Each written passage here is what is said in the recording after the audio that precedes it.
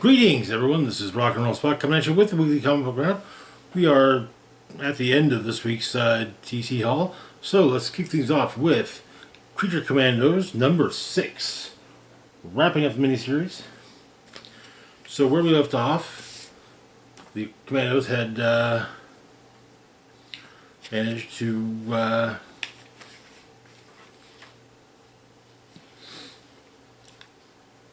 get the drop on Brainiac at his base.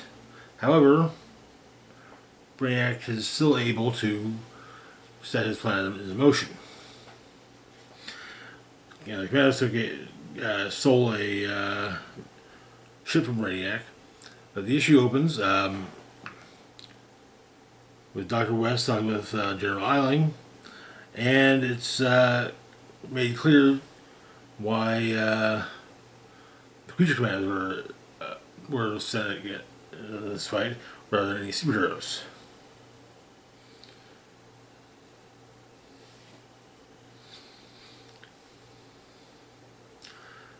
Eiling described it as cost-benefit analysis. The government invested tens of billions of dollars into the Creature Commandos.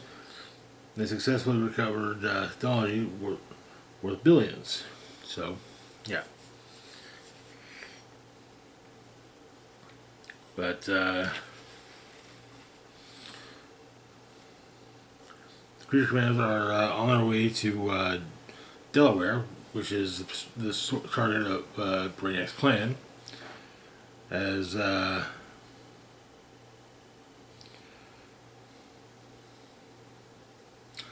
the president is hosting the Secretary General of the UN at an all-American state fair, and Brainiac's going to make his move.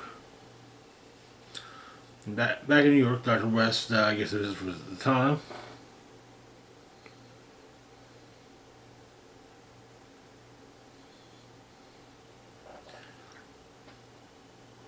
who somewhat scolds her for her involvement in the program, but it's clear that she sees what that Dr. West actually has feelings for the Commandos.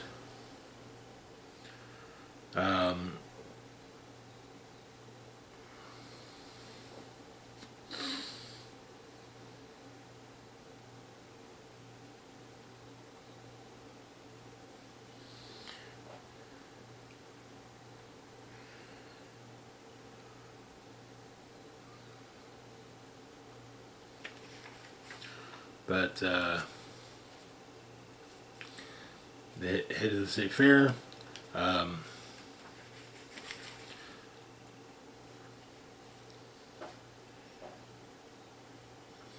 They managed to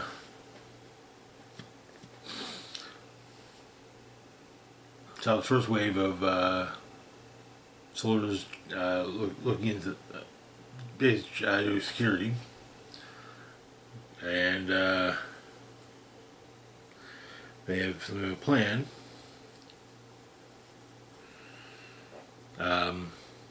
Vincent is told to go full bat, take both of the weaponized people, and drop them to the bay.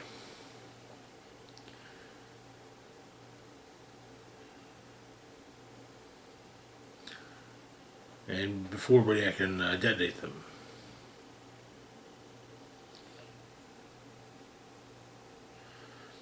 It's a strategic sacrifice. But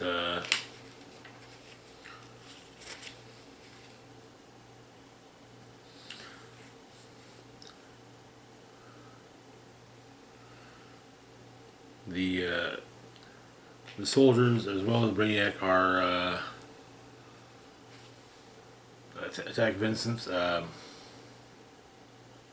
However, Vincent manages to get away.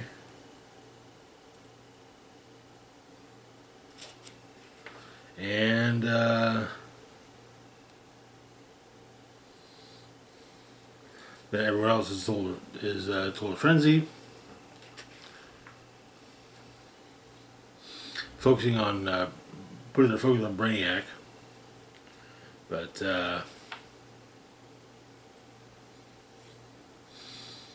Vincent apologizes to the people and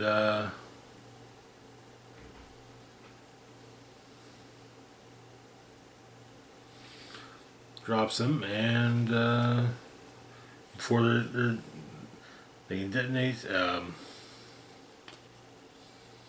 but they head to Dr. West's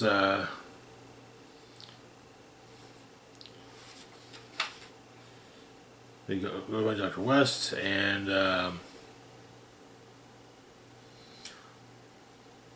but their backup safe house is destroyed.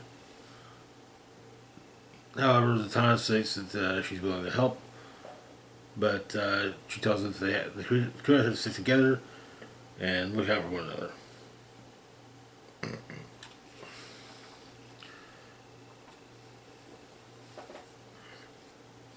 And so they enter a mystical portal, which takes them to a what looks to be a castle.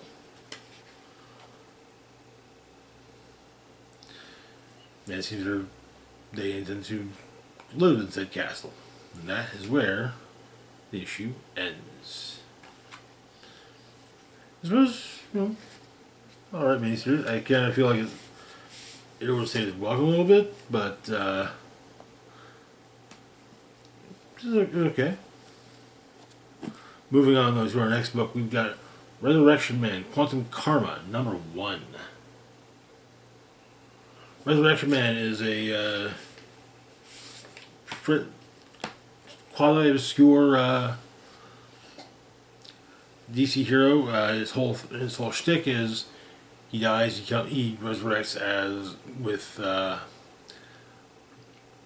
basically with powers connected to how he died.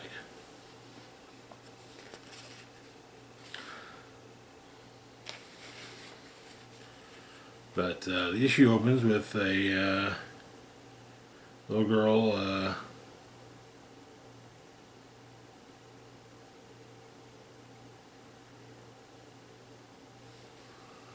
reading a comic book that of her grandfather's. It's Resurrection Man. And talking about it with her mom. Then doctor comes in to goes to a house, makes a house call. Old man. The old man is Resurrection Man. He has managed to actually stay out of things and die of natural causes. Of course, he still resurrects.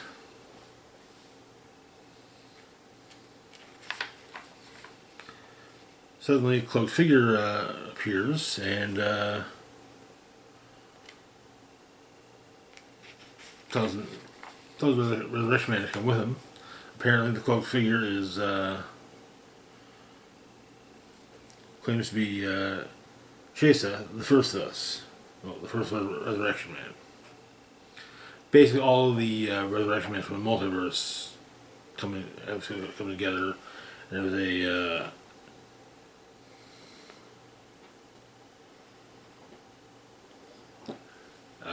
there's a realm known as Samsara. It exists at the heart of the universe, and all other place out of space and time, where eternity churns and tumbles on itself. Great gears forever grinding without beginning or end.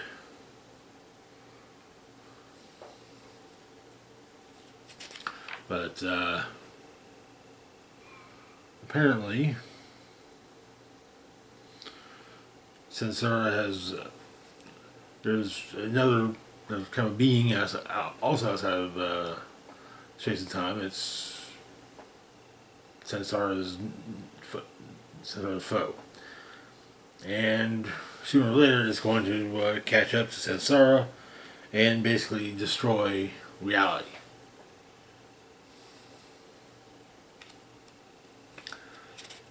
Not just everything is up to a certain point stops, but everything never was.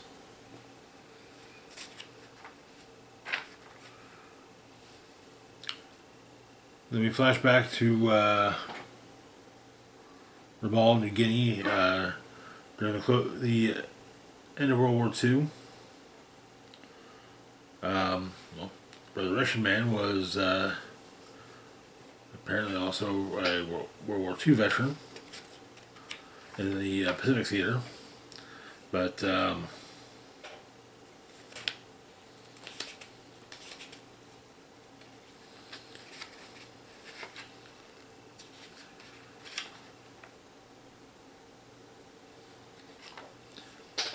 and he was imprisoned in a prison camp run by a man named Soei Kogama.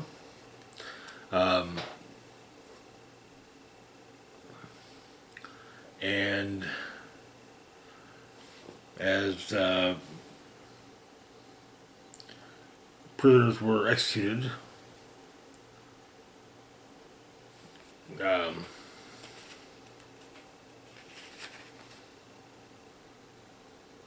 Kagawa fed off them.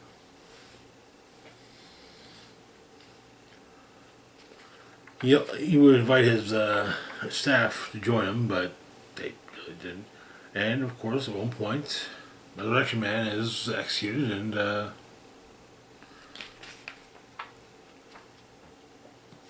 eaten. No, part of it is eaten. And Kagawa ends up inherited from his meal. Kagawa gets Resurrection Man's powers as well. And that is where the issue ends. Interesting. Very interesting, I say. Moving on, though, to our last DC book for the week, we've got DC vs. Vampire World War V number 8. Where we left off, Darkseid had shown up and basically wasn't really paying attention as to he was vampires or not vampires he was killing. So the issue begins in Santa Fe, New Mexico.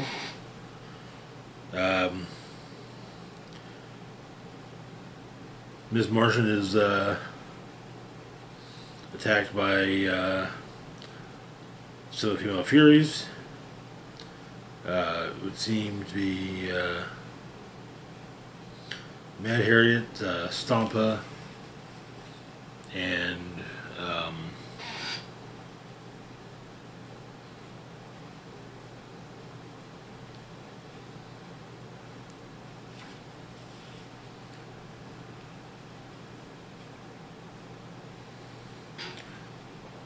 Glotna.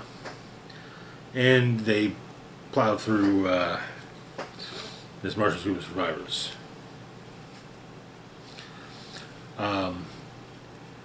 Outside of reality, John Constantine is encounters Phantom Stranger, Spectre, and Dr. Fate. It's explained that John's dead. And House of Mystery, it's not exactly, it doesn't exist anymore.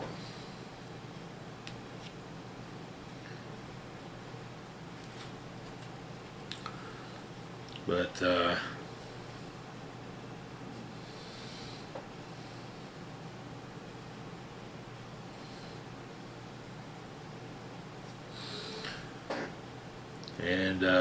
Constantine ends up finding Dead Man to help rebuild the house. The Hall of Justice, where Darkseid is has basically made his throne room. Cheetah has her head squashed, and the Darkseid sees vampires as a mockery of anti-life. However, Cheetah did tell Darkseid some important information. Scott-free and his child were last seen being taken prisoner by Atlanteans.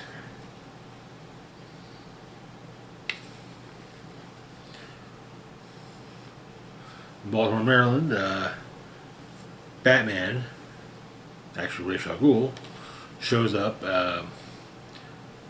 fighting off parademons, but not saving people. But Green Lantern, Albert Pennyworth, flies in and saves and does some saving. Apparently,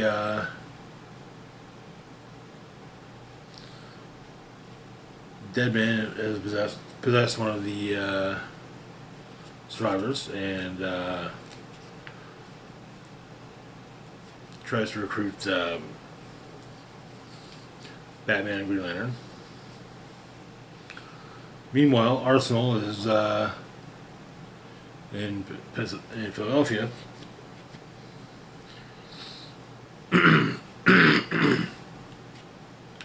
going after a safe house which might end up being destroyed.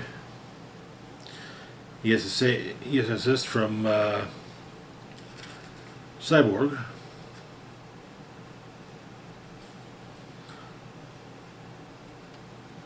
And a few of the robot heroes.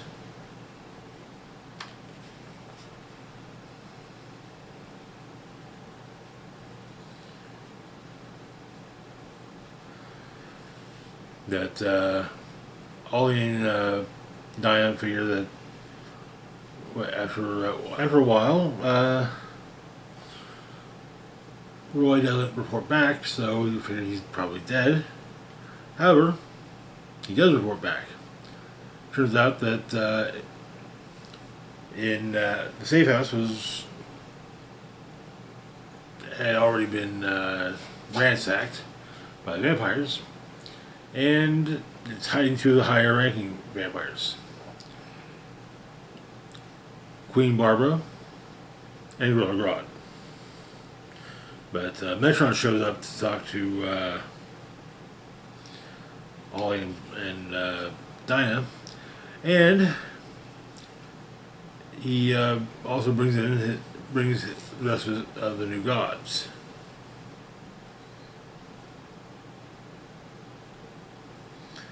Deadshot isn't exactly reassured by that, though. Our backup story, we've got Wildcat going the distance. Wildcat has been dealing with the vampire invasion, I guess. Also dealing with the fact that long-time allies have been turned into bloodthirsty monsters. But he's trying to find his son Tommy. And he thinks he may have a beat on him, but he's in a car and he's going to try and track down Tommy. And finally, it doesn't exactly go well to start with, but eventually Ted finds Tommy. He's already been turned. And that is where the issue ends. And that's going to do it for now. As always, feel free to like, share, and subscribe. Links to my Facebook, Blue Sky, Instagram, Mastodon, Twitter, Patreon, PayPal, and PayPal can be found in the description box down below. This is Rock and Roll Spock signing off saying, live long and rock hard.